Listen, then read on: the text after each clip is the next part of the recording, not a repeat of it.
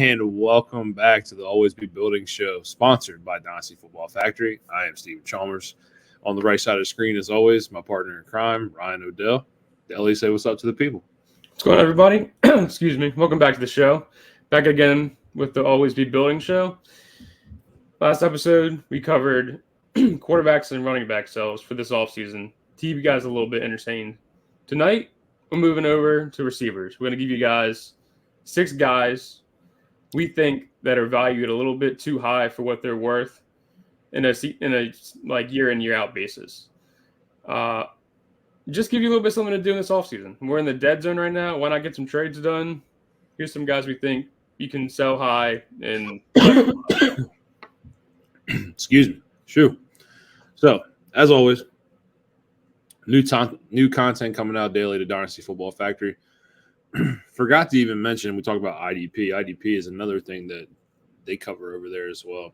So we talk about the membership here, $4.99 a month, $1.99 annually. Come check out all our articles, rankings, Dynasty information, Devy, Best Ball, Redraft, DFS, IDP. It's a great site over there, great group of people that we get to work with day in and day out. So I just wanted to give a shout out to those guys. So if you're not a part of the Dynasty Football Factory family, now's the time.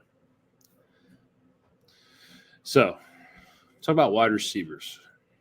This is your bread and butter. This is where you live. This is the zone of which my area. This is where you love to live. So, when you think of a sell for the wide receiver position, what classifies a sell?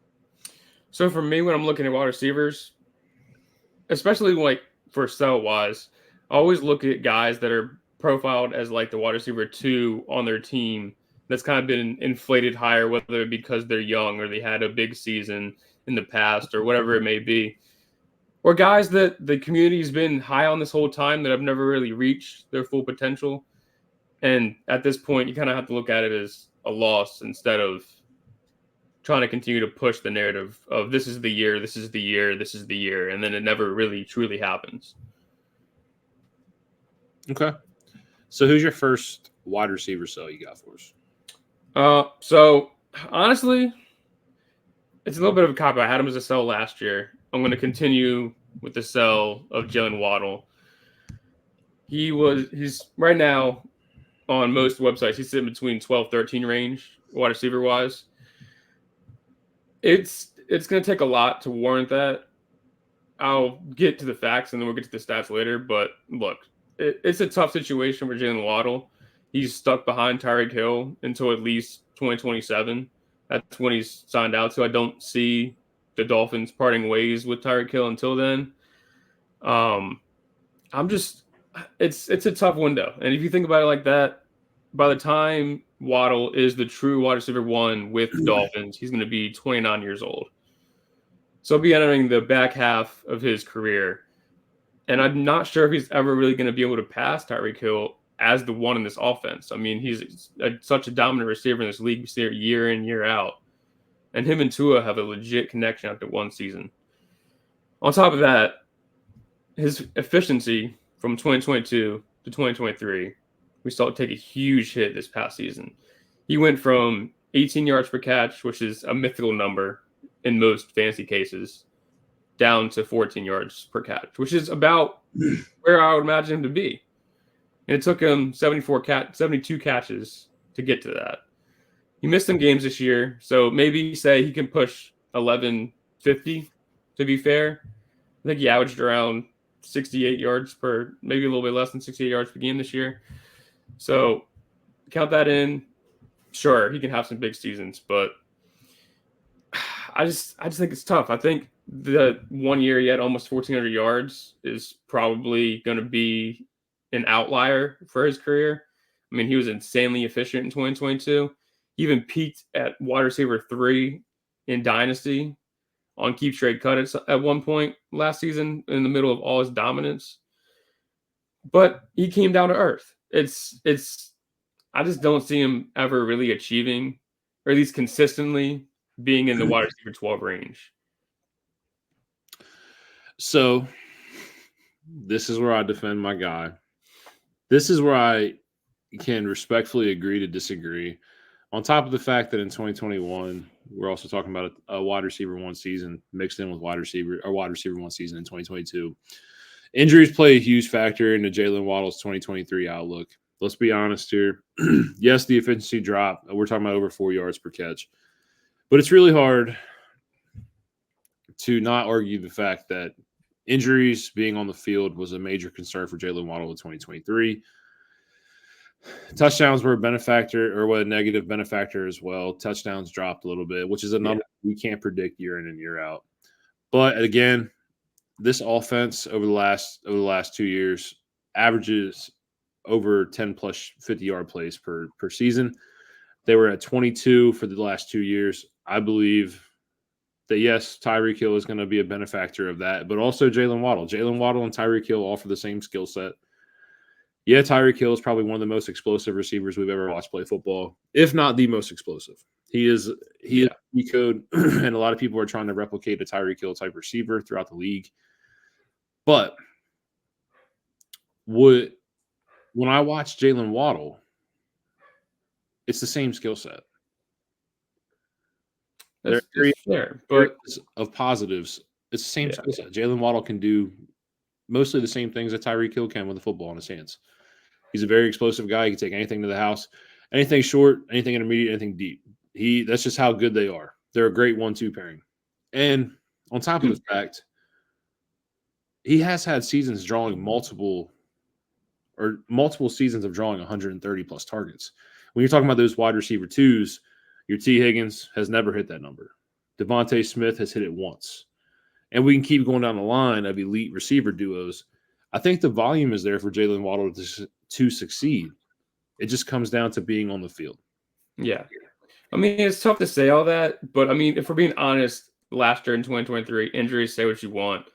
He profiled best as a best ball guy. He had 2 top 10 finishes and 1 inside the top 15. That's not something that I'm looking for in a week in, week out basis. Who's probably going to sit there as my wide receiver 2, if I'm lucky, wide receiver 3 on a dynasty roster. That's just not something that I'm like willing to bet on week in, week out that, oh, this will be the week that Waddle gets 20 points. And then he goes out there and gets 10, 8, 9, 10. It's just, I look for consistency in my wide receivers, and Waddle is not that. I mean, you saw it in 2022. He relies on big plays. I think he's going to have to rely on that high-end efficiency year in, year out to be able to compete with Tyreek Hill. And it's possible. It's just, if he's not getting over 80 catches, he's going to have to be at that 18-yard mark every year.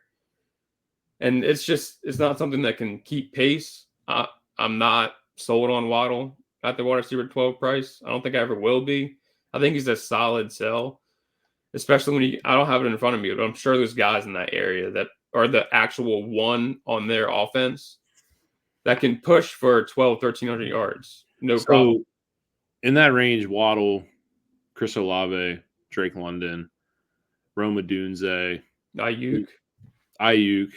That tier right there is a weird tier. It is a weird tier, let's be honest. Yeah, sure. So it helps me transition into mine. Anyway, I just want to bring this in. Buying or selling Zay Flowers, you got to pay. You got to give us a couple. Hang in there. Sell those flowers. I'd much rather have Tank Dell, who's cheaper on Keep Trade Cut. Yep. Let me cook. Let Steve have his guy. I'll get there in a second. So when we talk about this tier, we watched Jaylen Waddle peak, wide receiver 8 finish in 2022. We've seen the upside of Jaylen Waddle, and there's a positive light to look forward to when it comes to his long-term dynasty progression. Just signed a 3-year deal, lucrative deal, locked in. I'm assuming Tua is the next player to sign on the Miami Dolphins. But eventually, a $30 million cap hit for a 30-plus-year-old wide receiver does become a problem. Talking about Tyreek Hill here. I don't think you're waiting until 2027 for Tyreek Hill to leave Miami. I really don't. But tough call. If you're taking that chance, okay, 28, 29, Jaylen Waddle. But I would much rather have him over some of the guys in that tier like we had previously mentioned. The player I want to sell, and I honestly believe that his value is at peak value right now. Chris Olave. Yeah. Yeah. Currently wide receiver 10 in Dynasty startups. Pretty hefty price. Now, we can make the case for Garrett Wilson. I get it. But when I watch those two and I watch the complete breakdown on tape as wide receivers, there's no ifs, ands, or buts about it. Garrett Wilson is a better wide receiver in every facet from a skill set standpoint. So I'm willing to pay that price for Garrett Wilson because I get to buy him with a couple years of Aaron Rodgers, and I get to watch the explosiveness, and I get to watch him blossom into the wide receiver that we are hoping for him to be. With Chris Olave and the Derek Carr situation, it is scary. It is truly scary. Top 5 in the league in the last 2 years in air yards and unrealized air yards. But what people are forgetting to realize is this. Air yards aren't fantasy production. Yeah. It looks good. Looks great. I own Olave. I do like having Olave. I like the idea of him possibly being a wide receiver 1 in this league, perennial wide receiver 1. But with that being said, for how good the Saints offense was last year, they ranked 10 in points per game. They were top 10 offense in points per game. Why is it that Derek Carr is the 21st ranked QB when it comes to accuracy, PFF QB grade, intermediate completion percentage, and top 15 in deep ball percentage? All the areas where Chris Olave thrives. Multiple seasons over 10 yards per catch, 14 year 1, almost 13 in year 2. The area of the field where Olave thrives is not where Derek Carr thrives. Right. They had 28 passing touchdowns last year. Olave scored 5 times. Olave is the wide receiver 1. Yeah. Michael Undoubtedly, Thomas I think. could never stay on the field. Yeah, He's not even on the team anymore. That's what I'm saying. These are just the points that I'm trying to make here. Yeah. And unfortunately, we're talking about Chris Olave, and we were looking at that fantasy points per target coming in at less than 1.8, which is less than 40 wide receivers in the league. It's a huge list of receivers, but he doesn't rank up there. And to be honest, he's barely cracking the top 20 wide receivers in yards after the catch. Never was a part of his skill set. That was back at Ohio State. Right. So give me the upside for Chris Olave. Explain it to me. Look, I think he's kind of stuck where he's at as far as wide receiver play goes until he can get rid of Derek Carr. I do think he's a good talent. I'm a big Olave guy. I'm not going to sit here and tell you it is, but until we can see him get an uptick in QB play, I think we're looking at a rough situation. I think he has the tools to be a successful receiver, but with Derek Carr, he's not going to get it done. And I know a lot of people look at, like you said, with air yards and stuff like that, like, oh, that's a great reason to buy him. Buy him for that. Have fun. That's not like you got a slim chance that actually accumulates to actual fantasy success next season, because there will probably be around the same thing it was last year. Like Steve said, his quarterback's not going to help him out. I guess the upside you hope for is eventually those targets that he is going to get in this offense can turn into efficient ones and kind of flip the script and go the other way would be the only path to success I see him to warrant the value that he's at right now. Yeah, a lot of people are talking about his adjusted completion percentage. Yes, Derek Carr's numbers for completion percentages look good on tape and on film in that aspect. But the short areas of the field behind the line of scrimmage, that's the only areas where Derek Carr truly thrived. And it sucks because I did think Derek Carr was a QB upgrade, quote unquote, for Chris Olave, and it didn't translate to what I thought it would. Yeah, we've seen Chris Olave with wide receiver 16 finish, a little over 14 fantasy points per game. It was an improvement from year 1 to year 2. but you're buying him at an almost peak value. Wide receiver 10 in startups. That's in a realm. If you break it down, 7, 8, 9, 10. That's in a realm with Puka, Garrett Wilson, AJ Brown, Malik Neighbors, and him. Just however you have it ranked. And I think that's a hefty tier right there to include Chris Olave in. Yeah. Yeah, absolutely. I'm looking at it. You got absolute studs in the same range that you have going over Olave. Got Kincaid, Dak Prescott, who I think is probably a better asset. Trey McBride. I would take Dak. Yeah, I would take Dak. Yeah. So it's tough to see the light for Chris Olave, and it would take a quarterback upgrade. Yeah, I mean, you brought up some interesting names. Yeah. Trey McBride, Dalton Kincaid. Right. Dalton Kincaid, who I think has the most upside in the world. This offense should run through Dalton Kincaid in Buffalo. Oversized slot receiver is what Dalton Kincaid is. An athletic, oversized slot receiver who should have a monster season with Josh Allen going into year 2. Trey McBride, we saw the upside in the last half of last year. And people were talking about Marvin Harrison cutting into his target share and his workload drastically. Okay, fair enough. Marvin Harrison is here. But we've seen a lot of times where situations like this where QBs can produce multiple wide receiver 1s, tight end 1s in the same team. Sure. I think Trey McBride has a hell of a lot of upside. Love Trey McBride. That's another interesting name. I would take all 3 of those guys over Chris Olave. Yeah. Just to bring in the point, I'm going to bring that in. Oh, you brought it in yourself. But yeah, I mean, it's a solid point. We didn't even get to that aspect is, yeah, Kamara's, you say what you want, he's old, blah, blah, blah. He's still going to be, and he was last year, the go-to guy for Derek Carr when he panics, right? The short throws, get the ball out of his hands, see what Kamara can do with it. He did with Josh Jacobs. He's doing it again with Alvin Kamara. That's going to take away from Olave as well. Yeah, I mean, Kamara, again, wasn't there for a full year last year. We now get a full year of Alvin Kamara. It's not a huge – it doesn't concern me. Chris Olave did draw 136-plus targets. Yeah, I mean, targets. He has the workload. The workload's there. It becomes the question of can Derek Carr adjust his skill set to match Chris Olave's skill set? Right.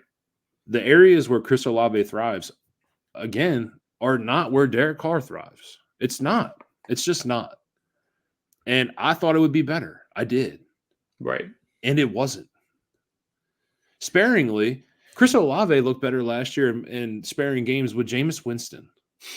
And I like Jameis Winston. I love Jameis. Don't give me no Jameis slander on this podcast tonight. I'm not. I'm just saying. I'm being realistic. Yeah. All right. Well, Michael, Chris, we talked about it in the past. My next sell is Zay Flowers.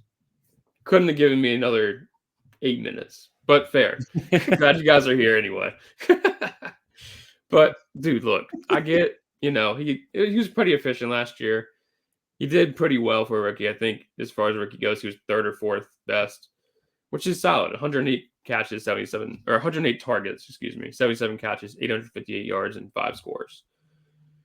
He did all of that. You're good, Chris. I apologize. He did all that, 108 targets. He ran and was out on the field for every single snap they ever played all season. He never left the field. Played 100% of routes. That's concerning. I get he's a rookie. You kind of want to see what he can do. But if he's out there running every single play that the Ravens ran and he only got 108 targets with 858 yards, that's something you really got to look at as a little bit concerning. On top of that, I'm a big analytics guy. I look at the numbers and stuff like this. He only caught 14.3% of passes on contested catches. I get that comes with his size. He's only 5'9". Kind of built, though, for his size at 182. But the size is what's going to get him going forward in his future. I don't think he profiles as the X. And he's not even as wide receiver 1, quote unquote, of this team, He's still not the number one target. That's Mark Ingram at tight end, who has an established connection with Lamar Jackson. Mark Andrews. What did I say? Mark Ingram. Oh, shit. Sorry. Mark Andrews. My bad. But, yeah. So it's a little bit concerning. And plus, you get the arrival of Derrick Henry. So I get, Greg Roman's there.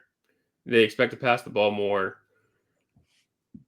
But with the arrival of Derrick Henry and what Lamar Jackson can do with the ball in his hands, it's going to be hard to see them not go back to a run the ball down your throat type of team. And when you get to the red zone, we're looking at Henry, we're looking at Lamar, and we're looking at Andrews to get the job done.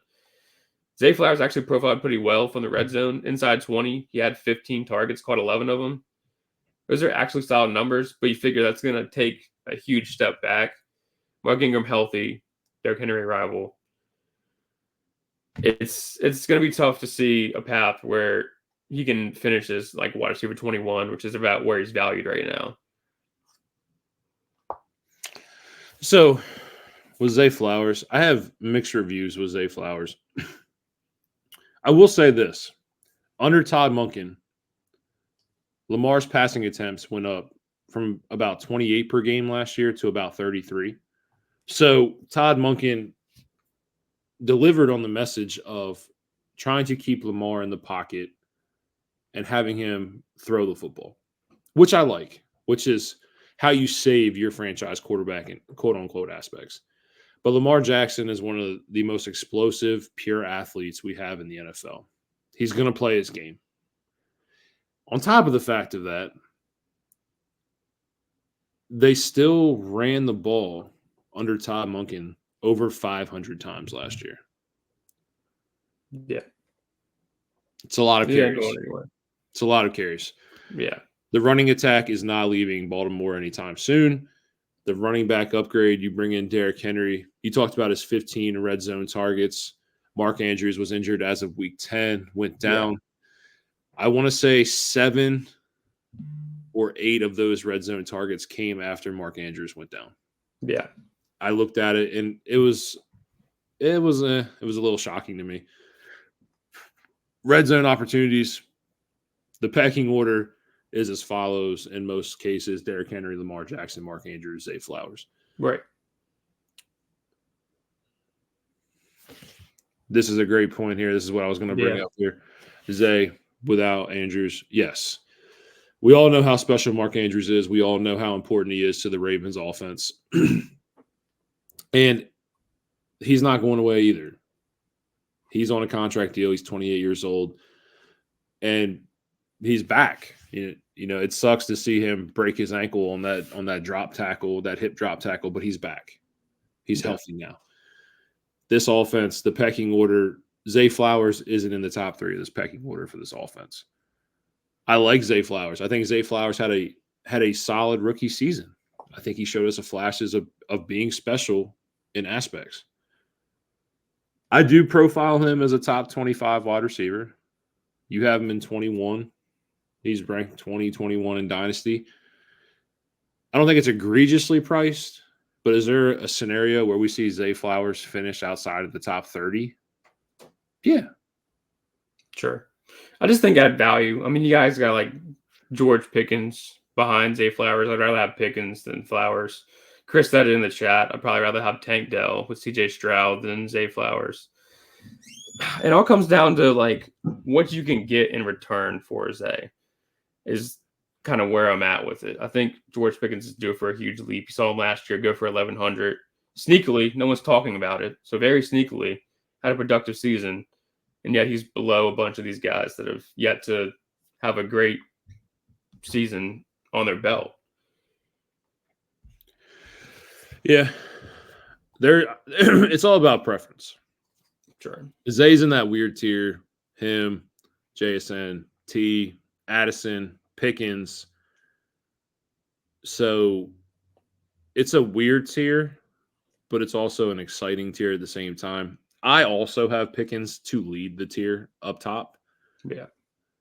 We're hoping for a year 2 breakout for JSN with the decline in Tyler Lockett. Yeah. And Addison, we're expecting negative touchdown regression, which is what I believe every fantasy producer and content creator is expecting for Addison with the QB change. Yeah. But that tier's it's a weird tier. And not many people are talking about that. So it doesn't matter how you rank it. But it's weird, right? Yeah. It's a lot of these people we're talking about today sit in weird area. We just talked about Jaylen Waddle. We're talking about it again with Zay Flowers. So there's weird spots in these rankings. I think outside of like the top 7 guys, it gets dicey from then on out. And then you have the vets that are still might have a little bit of juice in the tank, way down low. And everything in the middle is kind of a jumbled mess all about preference. Once you get past like Puka, am I missing somebody? AJ Brown. AJ Brown. Well, however you rank it, I probably have AJ Brown above Puka, but yeah. Right. So we get what we're saying. So in this jumbled mess is my next sell. That being Mr. Drake London. Yes. We talked about Chris Olave standing at peak value for a wide receiver. Drake London's in the same boat. The same boat. He's pushed up to wide receiver 11 via keep trade cut. Is that all due to Kirk Cousins' arrival? Probably. Kirk Cousins is now quarterback in the Dirty Birds. So let's bring up some interesting stuff here. Yes, JJ is a major fantasy asset. Produced multiple wide receiver 1 seasons with Kirk Cousins. I get it. The track record for Kirk Cousins is not very good with his wide receivers. Yeah. Dating back all the way since he got drafted in the league out of Michigan State, Kirk Cousins has 1 wide receiver 1 finish with Washington. That was Deshaun Jackson. Not Pierre Garçon, not any of those other wide receivers. Deshaun Jackson is his highest wide receiver finish at wide receiver 16. To say that his time in Washington, he preferred the tight end position, he preferred the tight end position. Yeah. I'm not saying that it can't translate, but we're talking about a wide receiver who has never finished in the top 30 in wide receiver overall finishes or fantasy points per game. I love the skill set. I truly do. And if Drake London has a wide receiver, top 15 wide receiver finish, I'm not surprised. He's a very talented wide receiver, but he has peaked at his value. He's peaked. We're at it right now. Anything less than a top 15 wide receiver season is a disappointment. Yeah. I think a lot of people, you brought it up. That was going to be my huge point on too, is like, can't emphasize that enough, is outside of JJ, Kirk Cousins does not have a top 15 finish in the wide receiver position. Always favored his tight ends. Even Jordan Reed could barely stay on the field. Anytime he touched the field, Kirk Cousins was going to him.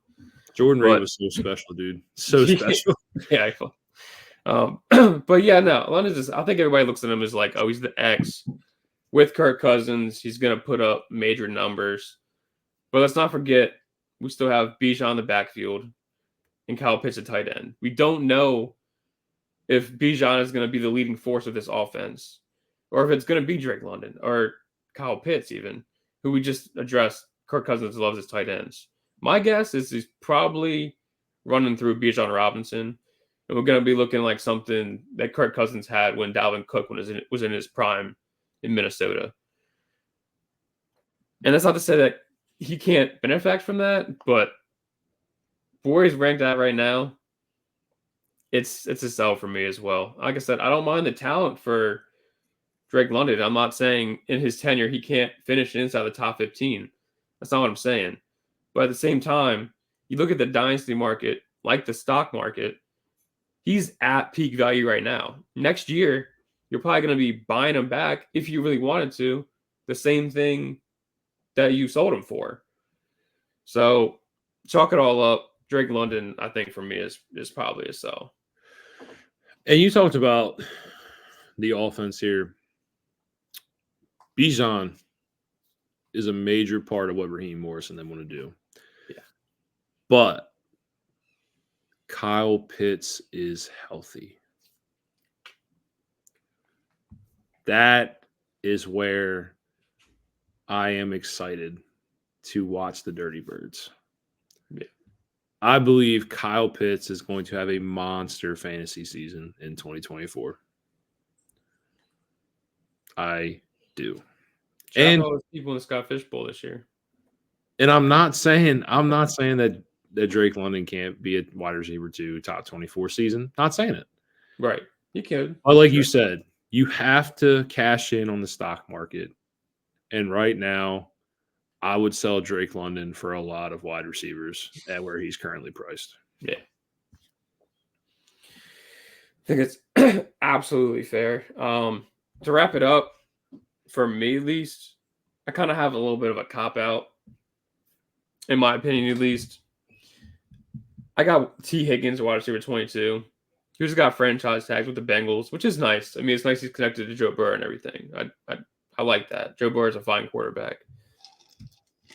That being said, one, he misses games. Let's just put that out the door now. When all these stats I'm about to tell you, he has missed time. A game here, a game there. Nonetheless, he's out there on the field. Jamar Chase and Joe Burrow there, that is the connection, right? There's nobody questioning that.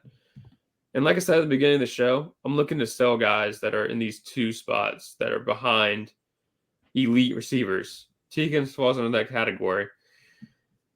For what it's worth, never have an 1,100-yard season. Not yet. I don't see it happening this year unless Chase goes down, God forbid, but I don't want to project that on a Jamar Chase respectfully. That being said, his average for catches or targets is around 110 year in, year out. That's good for a 25th in the league, which is decent. But then again, he doesn't have the ability to push for those seasons where he's at 16, 17, 18, like a Brandon Ayuk or a Pickens or even a Jaylen Waddle, who I was just talking about, is capable of doing.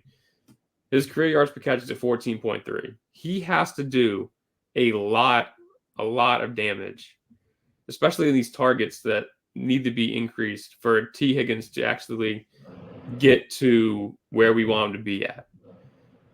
The rookie season was great without Jamar Chase, but it's going to be tough to go back to that. So I also have Tee Higgins as a receiver I like to pivot off of.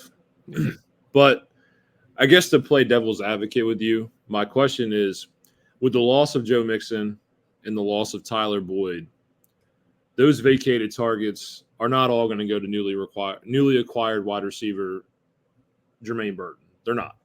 True. So is there a positive target outlook for Tee Higgins when it comes to talking like that? Yeah. I mean, I would hope so. I mean, even if let's say he gets 125 targets and he gets 80 catches. He's still sitting around what's the math on that? Around 1175. If you're taking into the 14 yards per catch, it's just not like an elite season you're gonna get out of Tee Higgins. I feel like we kind of said it before. It's just one of those guys that's pushed to have these great seasons, and I don't think he's ever gonna get there. I get he's franchise tagged this year. He might not be with the Bengals in 25, but that's not a good thing. You never know where he's going to go. And I don't want to play the lottery with Tee Higgins. And God forbid he go play alongside Malik Neighbors with the Giants or with the Panthers and Bryce Young and have to play alongside Deontay Johnson. It's not a game I want to play with Tee Higgins. I'd rather just not have the headache and ship him out the door for anybody in the same price range, including Tank Dell's in the same area, George Pickens in the same area. I can't emphasize that enough. These guys are lower than they should be and have higher opportunities than Tee Higgins has. I got to hammer that in. I don't know what to tell you. Fair enough. So my last wide receiver currently sits at wide receiver 18, but via offseason peaked as high as wide receiver 13. So wide receiver 13 being Michael Pittman Jr.'s highest fantasy finish ever last year, had 156 targets, over 100 catches. He had a very stellar PPR season. So the thing with Michael Pittman, we are year 4 going into year 5 of the Pittman Jr. era in Indianapolis. And we thought early on, year 1, year 2, that he could become the bona fide wide receiver 1, elite wide receiver in Indy. And it hasn't panned out that way.